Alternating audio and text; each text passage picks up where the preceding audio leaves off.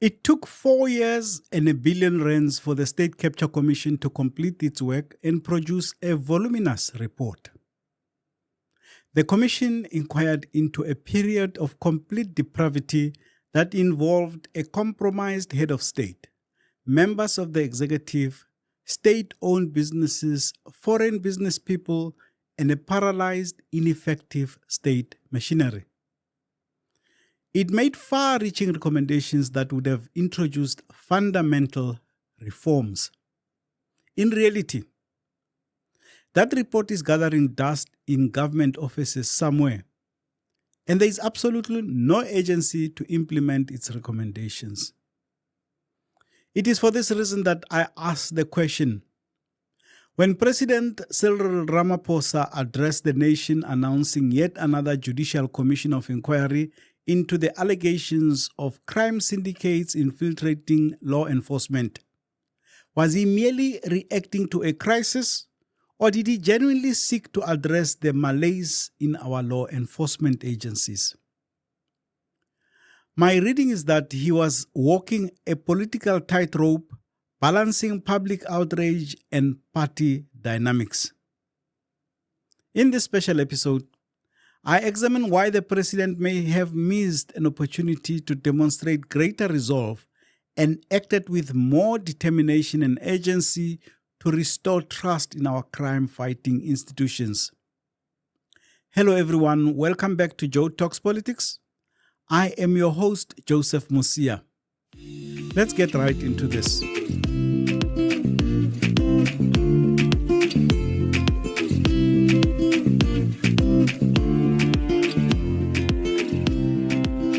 The allegations made by KwaZulu-Natal Police Commissioner Lieutenant General Nhlanhla Mkhwanazi last week cut straight to the heart of South Africa's governance crisis. On the 14th of May this year, 2025, the task team arrested Vusi Muzi, who is also known as Cat Matlala, for an attempted murder ×3.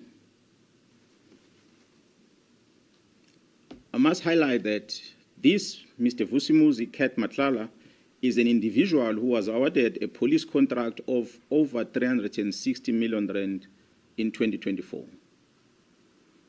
An analysis was conducted on electronic communication of this arrested person. This analysis reveals communication between the arrested Vusi Muzi at Cat Matlala, Mr. Brown Mokhotsi, an associate of the Minister of Police, as well as the Minister of Police, Senzo Mchunu. On the 1st of January, the letter is issued on the 31st. On the 1st of January, 2025, Mr. Brown Mokhotsi sends a WhatsApp to Vusi Muzi Cat Matlala, and it reads as follows, I quote, "I have arranged a meeting for Sibiya and the minister. They must have a solution." And it follows another message. "The task team that came to your house and harassed you have been dissolved. They got the letter on Monday. As we speak, they are bringing all docket to Sibiya." Claims of police leadership colluding with criminals, interfering in murder investigations, and suppressing anti-corruption efforts paint a terrifying picture. Ramaphosa's decision to set up a judicial commission shows recognition of the gravity. It's not just about individual wrongdoing. It's about institutional integrity. But South Africans have reason to be wary. We've been here before, with the Zondo Commission into State Capture as stated in the introduction to this episode. One could argue that the President inherited the Zondo Commission, hence his somnambulism. What about the report of the high-level panel into the intelligence services? He set that one up. It too made far-reaching recommendations. These included the need to depoliticize and professionalize the intelligence services, to introduce legislative and structural reforms. To strengthen oversight mechanisms by reforming and empowering the Joint Standing Committee on Intelligence and internal Inspector General functions to ensure meaningful and effective oversight of the intelligence services. To investigate and prosecute misconduct through forensic investigations into the misuse of SSA resources, to institute criminal and disciplinary proceedings where appropriate. And lastly, to develop a national security strategy. What has the government done? Yes, you guessed right. They have filed those recommendations. Perhaps the most delicate part of Ramaphosa's announcement was his choice to place Minister Senzo Mchunu on a leave of absence rather than firing him.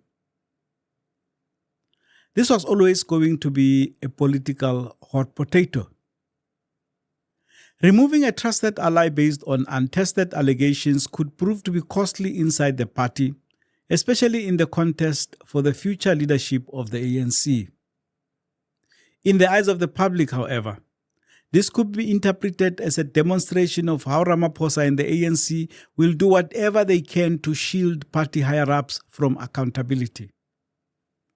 For Ramaphosa, a leader consistently accused of caution to the point of indecision, this risks reinforcing that image.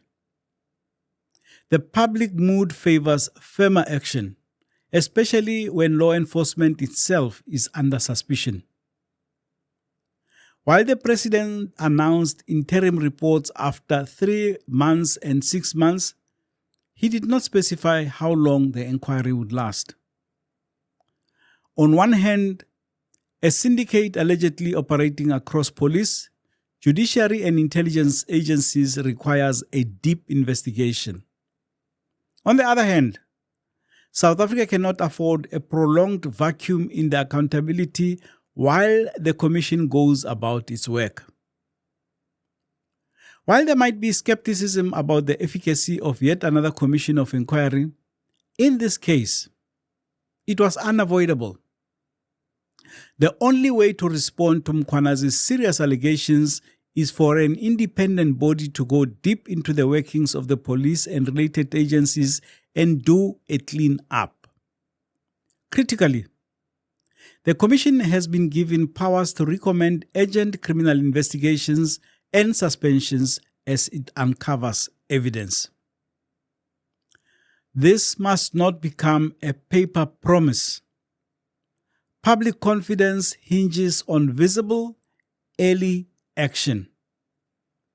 More than any previous inquiry under Ramaphosa's presidency, this one has existential stakes.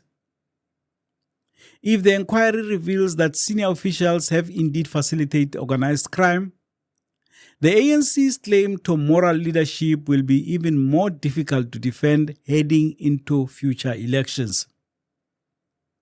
By choosing respected figures like Justice Madlanga to head the commission and Professor Firoz Kachalia as acting Minister of Police, Ramaphosa could earn points for showing commitment to clean governance.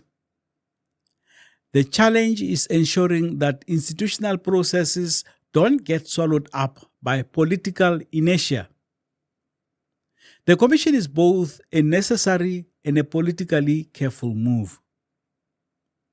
It shows a level of leadership, but also the limits of what South African presidents feel able to do within ANC structures. This is rather surprising because by now, Ramaphosa should be trying to build a legacy. He is not allowed to take part in any more elections, neither for the ANC nor the country's presidency. He can act without worrying that he will reduce his chances of re-election. The public and the honest majority of law enforcement officials putting their lives on the line out there deserve more than another slow-moving commission. There needs to be action.